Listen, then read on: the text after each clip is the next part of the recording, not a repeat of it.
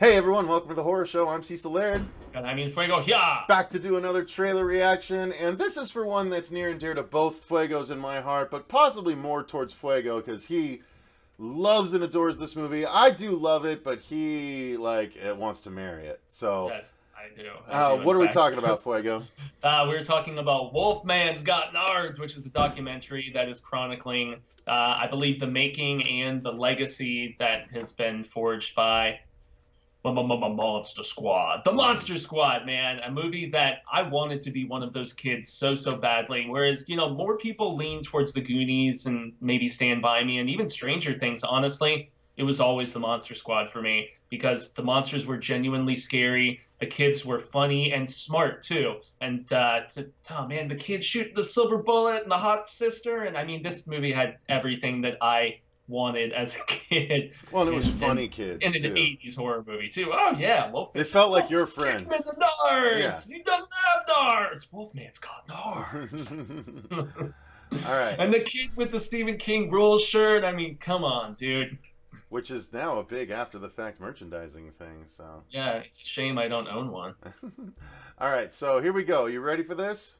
Oh, ready for this? You know I am, dude. All right, so in 3, 2... 1, go. Nards. It's just something that I've always known. I can always go back to it. It's helped me through some really hard times. That emotional comfort of coming home. That safe net when I didn't feel safe. It takes me back to my childhood every single time. It's like hearing that great rock song when you get your first kiss or something. You always are going to remember it.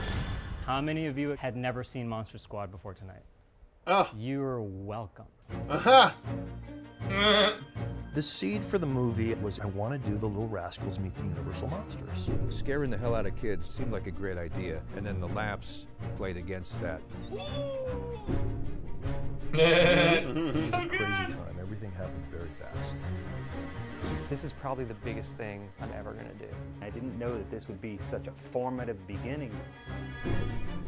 When Dracula lifted her up, He hissed at me. I didn't have a lot of work to do because she was actually terrified. On our opening night, we went to all the theaters that it was playing in. I will not forget that. It was a huge hit. And by it, I mean the Lost Boys. Aha! There was 7 or 8 people in the theater. And then it disappeared. I never got the sense that this movie was finding a new audience or that its original audience were enjoying it again. Heck yeah. The first time I ever saw Monster Squad, I was at a sleepover party with a friend of mine. It was on Seth HBO. Green, Every time nice. we go to the video store, that's what I rent. I even had a bootleg DVD. The word got out. Everything we had seen up till then had all been kid stuff, and this was the first taste of something dangerous. These kids are Yeah. real kids. We were a part of the squad. we went to school with them and we are them. this movie resonates. They put up the ticket saying Monster Squad reunion. It sold out real fast. Wait, you know this movie? I did try to start my own Monster Squad. We never actually performed any jobs. You find lifelong friends because you have this one weird thing in common that nobody else knows about. This is a zine I did. It's called I Had Rudy. Wow.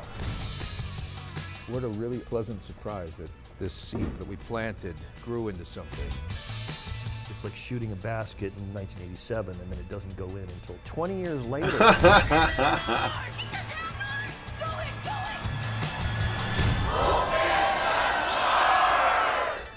That's awesome. That's great, dude. I am so in for that freaking document. I love good documentaries, and especially good documentaries about movies I love, man. Yeah.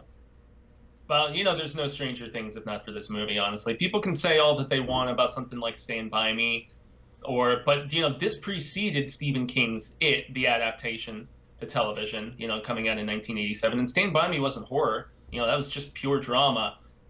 I do agree that the Monster Squad was inspired. I mean, see, the kid's wearing a Stephen King rules shirt, for God's sake. So it was inspired by that kind of stuff. But it had just come to publication that, right around that time. So I doubt this was really deriving that much inspiration from that. This truly was its own revolutionary thing in a lot of ways. And, I mean, Shane Black and Fred Decker teaming up to put this script together. And I still remember the first time I ever saw it.